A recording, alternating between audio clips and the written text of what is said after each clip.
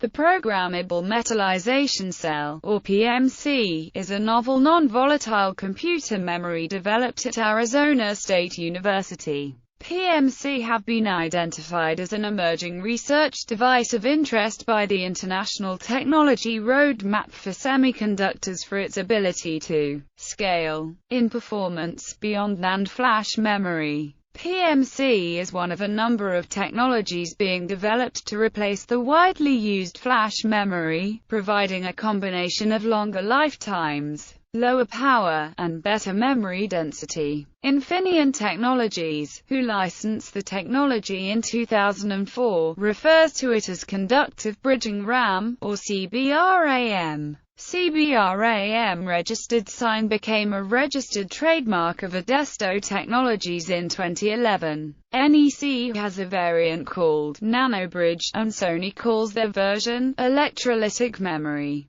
The PMC technology was developed by Dr. Michael Kozicki, professor of electrical engineering at Arizona State University, in 1996. Axon Technologies was founded to commercialize the PMC technology. Description: PMC is a two-terminal resistive memory technology developed at Arizona State University. PMC is an electrochemical metallization memory that relies on redox reactions to form and dissolve a conductive filament. The state of the device is determined by the resistance across the two terminals. The existence of a filament between the terminals produces a low-resistance state, while the absence of a filament results in a high-resistance state. A PMC device is made of two solid metal electrodes, one relatively inert, the other electrochemically active, with a thin film of solid electrolyte between them. The PMC technology has been licensed to Infineon, Micron Technology, and Adesto Technologies, and several other large semiconductor companies. OEMs have also shown interest in the new technology. Device operation: the resistance state of a PMC is controlled by the formation or dissolution of a metallic conductive filament between the two terminals of the cell. A formed filament is a fractal, tree-like structure. Filament formation: PMC rely on the formation of a metallic conductive filament to transition to a low-resistance state. The filament is created by applying a positive voltage bias to the anode contact while grounding the cathode contact. The positive bias oxidizes the active metal, MM++E-.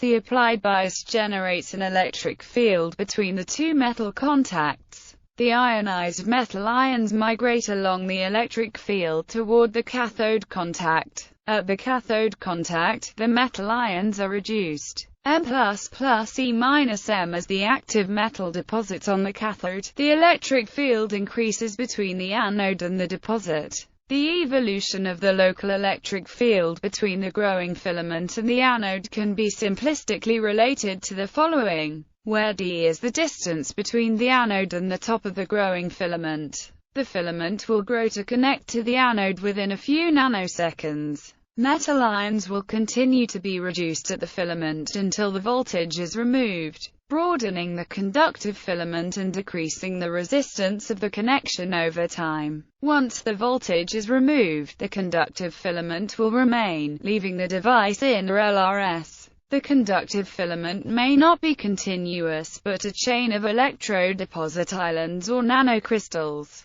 This is likely to prevail at low programming currents, whereas higher programming current will lead to a mostly metallic conductor. Filament dissolution: PMC can be erased into a high-resistance state by applying a negative voltage bias to the anode. The redox process used to create the conductive filament is reversed and the metal ions migrate along the reversed electric field to reduce at the anode contact. With the filament removed, the PMC is analogous to parallel plate capacitor with a high resistance of several m-omega to g-omega between the contacts. Device read: an individual PMC can be read by applying a small voltage across the cell. As long as the applied read voltage is less than both the programming and erasing voltage threshold, the direction of the bias is not significant. Technology comparison: CBRAM versus metal oxide RRAM. CBRAM registered sign differs from metal oxide RRAM in that for CBRAM registered sign metal ions dissolve readily in the material between the two electrodes, while for metal oxides, the material between the electrodes requires a high electric field causing local damage akin to dielectric breakdown, producing a trail of conducting defects. Hence for CBRAM registered sign, one electrode must provide the dissolving ions, while for metal oxide RRAM, a one-time forming step is required to generate the local damage. CBRAM versus NAND Flash. The primary form of solid-state non-volatile memory in use today is flash memory, which is finding use in most roles that used to be filled by hard drives. Flash, however, has a number of problems that have led to many efforts to introduce products to replace it. Flash is based on the floating gate concept, essentially a modified transistor. Conventional flash transistors have three connections: the source, drain and gate. The gate is the essential component of the transistor, controlling the resistance between the source and drain, and thereby acting as a switch. In the floating gate transistor, the gate is attached to a layer that traps electrons, leaving it switched on for extended periods of time. The floating gate can be rewritten by passing a large current through the emitter-collector circuit. It is this large current that is Flash's primary drawback, and for a number of reasons. For one, each application of the current physically degrades the cell, such that the cell will eventually be unwritable. Write cycles on the order of 105 to 106 are typical, limiting Flash applications to roles where constant writing is not common. The current also requires an external circuit to generate, using a system known as a charge pump.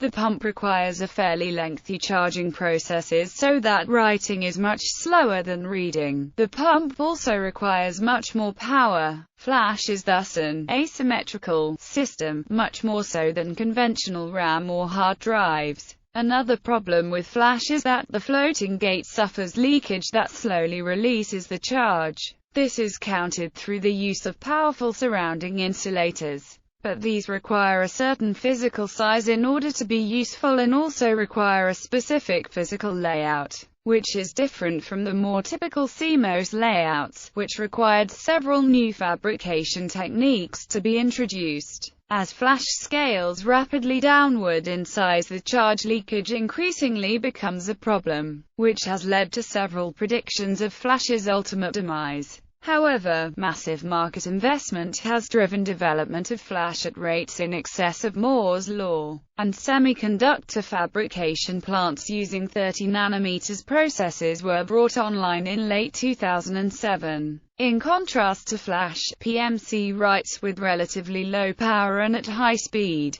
The speed is inversely related to the power applied, so the performance can be tuned for various roles. Additionally, the writing process is almost infinitely reversible, making PMC much more universally applicable than Flash. PMC, in theory, can scale to sizes much smaller than Flash, theoretically as small as a few ion widths wide. Copper ions are about 0.75 angstroms, so line widths on the order of nanometers seem possible. PMC is also much simpler in layout than Flash, which should lead to simpler construction and lower costs. Whether or not these advantages can be brought to market remains to be seen. The wide variety of other Flash killers have so far always been behind the technology curve of Flash's massive investment. However, as the CEO of one licensee claimed, no other technology can deliver the orders of magnitude improvement in power, performance and cost that this memory can. History of development.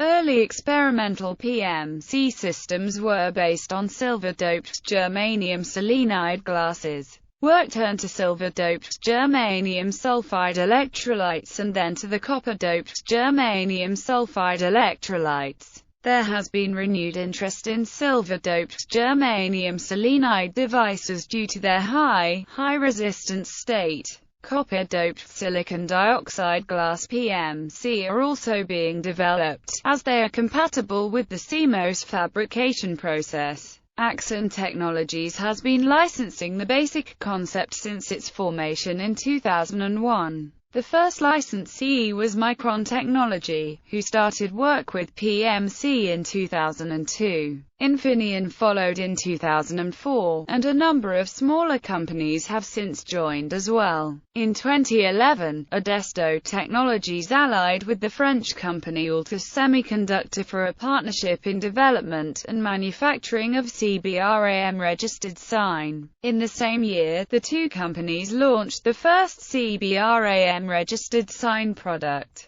In 2013, Adesto Technologies introduced a sample CBRAM-registered sign product in which a 1 megabit part is bound to replace EEPROM. Backed by this success, the company displays its ambition, aiming at a $70 billion market.